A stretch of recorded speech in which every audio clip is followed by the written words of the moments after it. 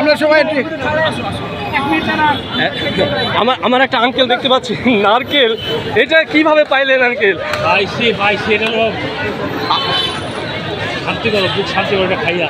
আচ্ছা, আপনি কি এটা গাছ থেকে পারছেন নাকি কেউ? আমাকে একজন দিচ্ছে, একটা ছেলে আমাকে দিচ্ছে। আচ্ছা, একটা ছেলে দিচ্ছে।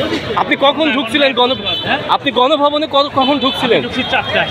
আচ্ছা, আপনার এখন আপনার এবং আপনার এই যে বাঙালির উপর আপনার বিবেকের একটা কথা বলেন, যেটা দেশ ও দশের কাজে লাগবে। আপনার বিবেক দেশ ও দশের আমার মূল মেসেজ হচ্ছে যে মানুষকে সম্মান করা এবং প্রত্যেকটা মানুষের যার যার ন্যায্যতা সেটাকে দেওয়া, এবং সবচেয়ে বড় কথা হচ্ছে স্বচ্ছতা, জবাবদিহিতা এবং দুর্নীতিমুক্ত একটা সমাজ আমাদেরকে বিনির্মাণ করতে হবে, যাতে ভবিষ্যৎ বাংলাদেশ যাতে আমাদের আরও সুন্দর ও শান্তিময় হয়। যেটা আমরা দেখলাম, আমরা এরশাদের পতন দেখলাম, তারপরে খালেদা জিয়ার পতন দেখলাম, এখন শেখ হাসিনার পতন দেখলাম। শেখ হাসিনার পতনের একমাত্র কারণই হচ্ছে দানবিকতা, মানুষের সম্মান না দেওয়া, জ্ঞানীকে সম্মান না দেওয়া, এটাই হলো তার পতনের সবচেয়ে বড় ইয়া। এবং এদের মানে অশিক্ষিত এটাই হচ্ছে মূল মেসেজ আমাদের। আচ্ছা, এই যে গণভবন থেকে আজকে যে যা পারতেছে যার যার মতো করে নিয়ে যাচ্ছে, এই ব্যাপারে কি আপনার কোনো মতামত আছে? ওই যে জনগণের ক্ষোভ, মানুষের পুঞ্জীবিত ক্ষোভ, সে ক্ষোভ থেকে এটা হচ্ছে, বুঝলেন? ক্ষোভ থেকে মানুষ তো তারপরে ভালো, আলহামদুলিল্লাহ, যে আগুন দেয় নাই, মানুষ যার যেটা পাইছে সেটা নিয়ে এসে আগুন দেয় নাই। আচ্ছা, ক্ষোভ থেকে ক্ষোভ মানে তার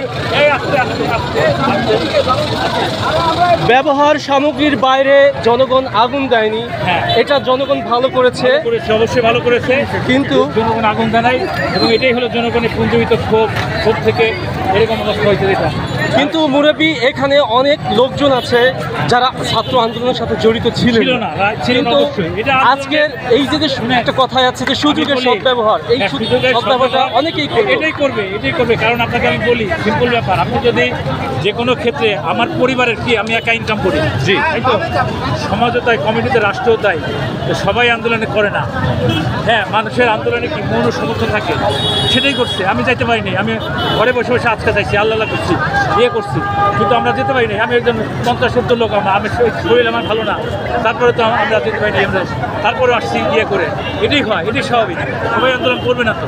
আজকে 2024 5ই অগস্ট এই ছাত্র আন্দোলনকে ঘিরে যে একজন সরকারের পতন হলো, জনগণকে এটা মনে রাখতে পারবে? অবশ্যই জনগণ মনে রাখবে, এটা নতুন ইতিহাস। আর একটা কথা, সেই ইতিহাস create new history, history create new history, এবং হিস্ট্রি অলওয়েজ জীবিত, মৃত্যু নয়, ইতিহাস কখনো মরে না, এটা মনে রাখবেন। ইতিহাস সে তার আপন গতিতে এগিয়ে যায়, এবং ইতিহাস কখনো, এবং শেখ হাসিনা যেটা হয়েছে, মানে nature will take revenge timely, ইংলিশে একটা কথা আছে যে নেচার সময় হলে আপনার পতন অনিবার্য, সেটাই শেখ হাসিনা আজকে হলো।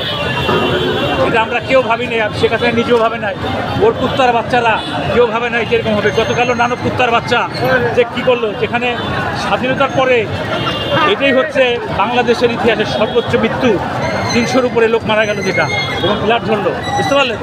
বুঝতে পেরেছি। আমরা এই ছাত্র আন্দোলন, আমরা শহীদদের ভাইদের আমাদের মেসেজ হলো এটা যে আপনারা যে যেখানে আছেন সুশৃঙ্খলভাবে থাকেন, নিজেদেরকে গড়েন, যে যেখানে আছে। আমি শ্রমিক, আমি আমার কাজ ঠিক মতো করবো, আমি স্টুডেন্ট, আমার পড়াশোনা করবো, এখানে জব দিতে থাকবে, স্বচ্ছতা থাকবে, এইভাবে আমাদের বাংলাদেশের আসতে হবে, মূলনীতি হবে, আমাদের যে স্বাধীনতার যে মূলনীতি ছিল সেই জিনিসটাকে ফিরিয়ে আনতে হবে।